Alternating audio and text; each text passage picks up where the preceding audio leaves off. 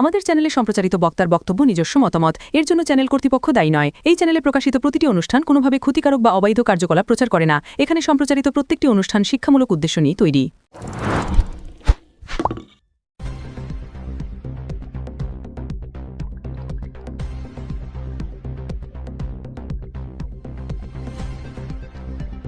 এই মুহূর্তের সবথেকে বড় খবর, হুগলির দাঁতপুরে তৃণমূলের বহিষ্কৃত বিধায়ক হুমায়ুন কবিরকে ঘিরে উত্তেজনা। ভরতপুরের তৃণমূল কংগ্রেসের বহিষ্কৃত বিধায়ক হুমায়ুন কবিরকে কেন্দ্র করে বুধবার চরম উত্তেজনার সৃষ্টি হয় হুগলির দাঁতপুর এলাকায়। বুধবার বেলা 12:15 নাগাদ দাঁতপুরে পৌঁছানোর পরই একদল উত্তেজিত মানুষের মুখোমুখি হন তিনি। অভিযোগ, তাকে দেখা মাত্রই কালো পতাকা দেখিয়ে গো ব্যাক স্লোগান দিতে শুরু করে বিক্ষোভকারীরা। পরিস্থিতি দ্রুত জটিল আকার নেয় বলে অভিযোগ। ভিড়ের মধ্যে থেকে হুমায়ুন কবিরকে লক্ষ্য করে বিজেপির দালাল বলে কটূক্তি করা হয়। এর জেরে মুহূর্তের মধ্যে পরিস্থিতি বদলে যায়, হাতাহাতিতে গড়ায়। ঘটনাস্থলে উপস্থিত সাধারণ মানুষের মধ্যে আতঙ্ক ছড়ায়। খবর পেয়ে দ্রুত ঘটনাস্থলে পৌঁছয় দাঁতপুর থানার পুলিশি হস্তক্ষেপে পরিস্থিতি নিয়ন্ত্রণে আসে এবং বড়সড় কোনো অপ্রীতিকর ঘটনা এড়ানো সম্ভব হয়।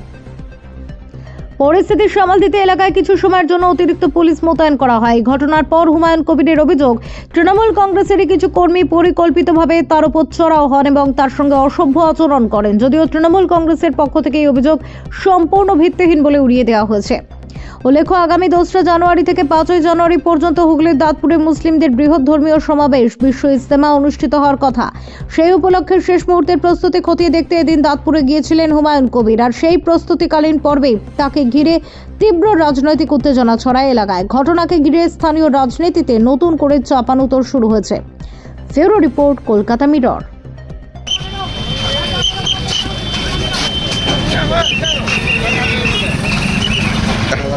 অত সেলফি নেওয়ার দরকার নেই। সেলফি ফেলফি নিও না ভাই। মিডিয়া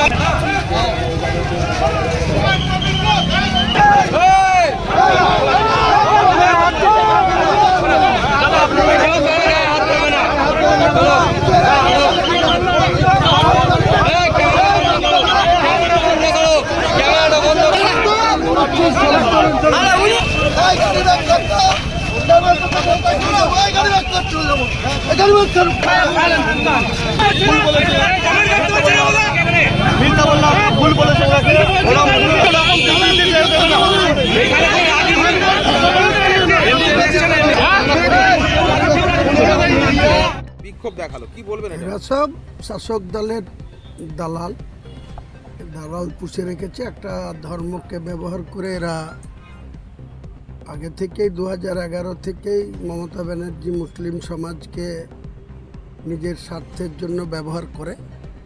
আজকে একটা দৃষ্টান্ত পাওয়া গেল, যেখানকার ধনেখালির যে এমএলএ বিধায়িকা অসীমা পাত্র, তার কিছু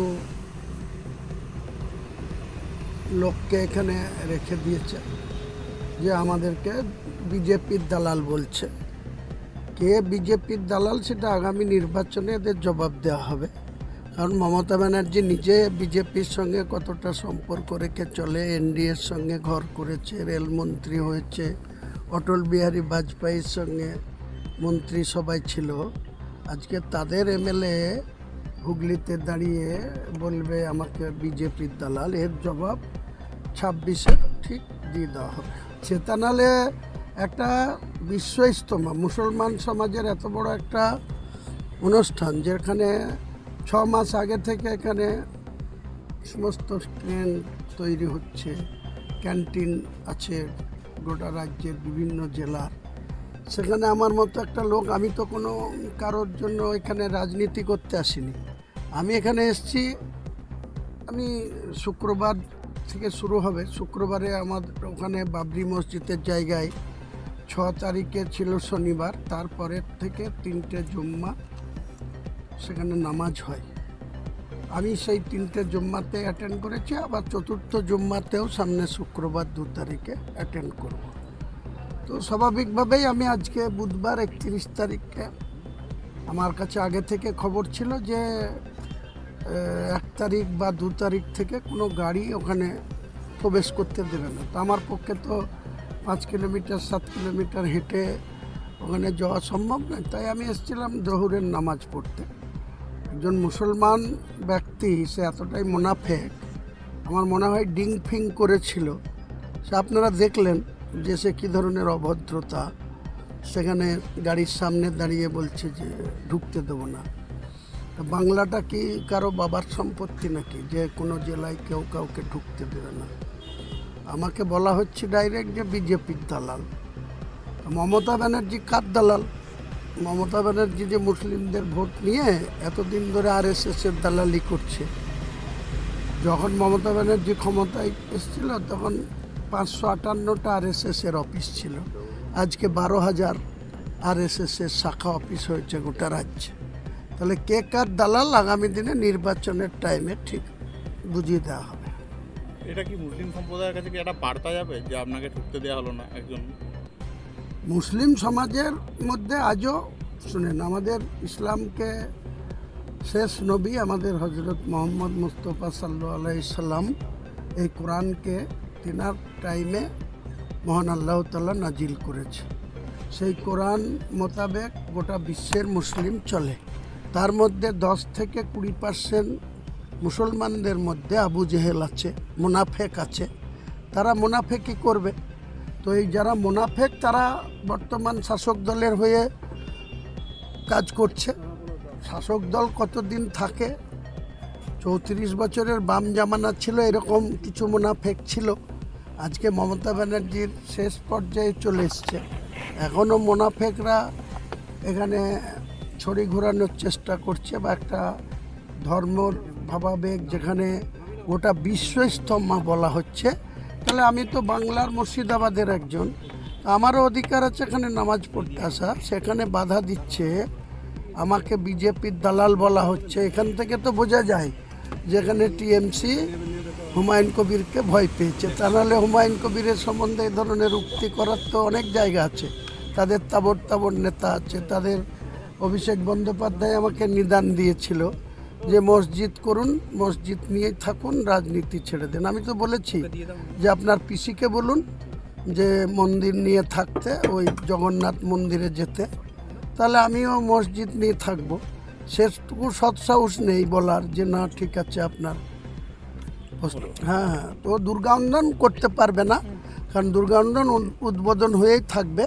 কারণ সরকারি টাকায় দুর্গান্দন 262 কোটি টাকার হিডকো থেকে অ্যালটমেন্ট করা হয়েছে, টেন্ডার করা হয়েছে।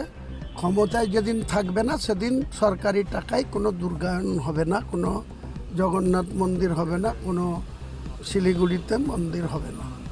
মন্দির যত খুশি হিন্দু সমাজের মানুষ করতে পারে, সনাতন ধর্মাবলম্বী মানুষ করতে পারে।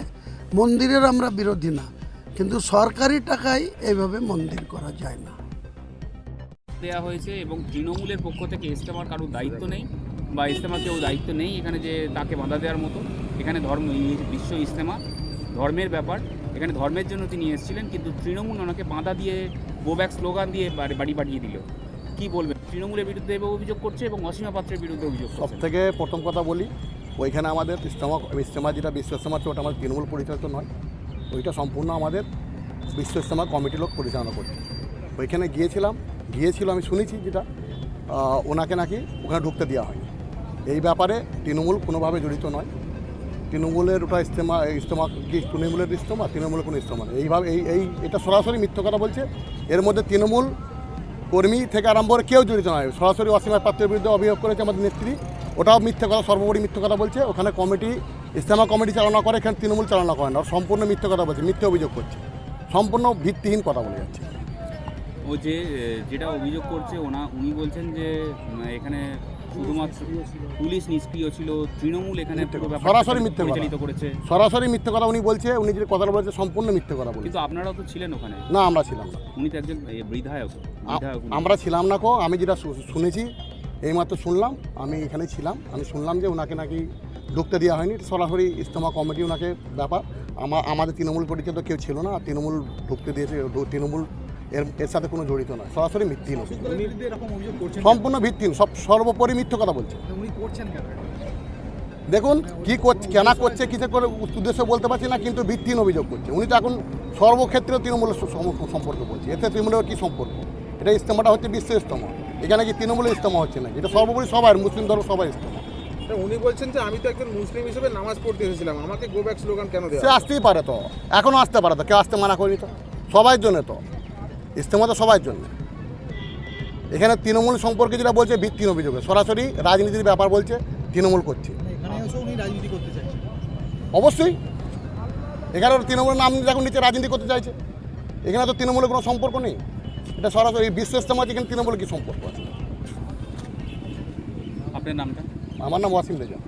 ওয়াসিম ওয়াসিম রেজা, প্রধান। প্রধান পাবনা গ্রাম panchayat. Leading e-vehicle manufacturer of India, Hugli Motors. Now introducing electric auto, Butterfly XL EV, a new generation of transportation with the power of lithium battery. E-auto, more powerful, more strong and more mileage. Stay connected with Hugli Motors. भरोसे के बाद हर सफर में साथ।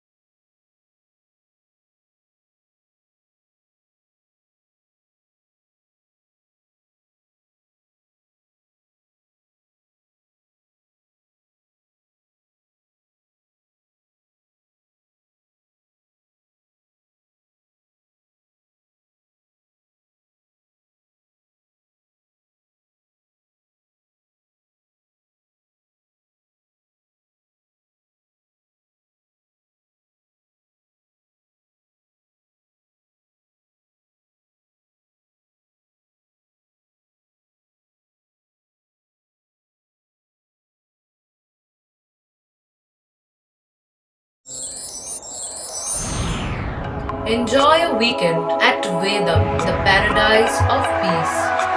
A home away from home.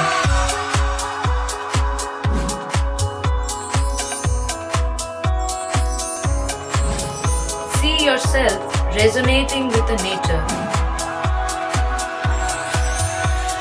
Vedam welcomes you to create your best memories.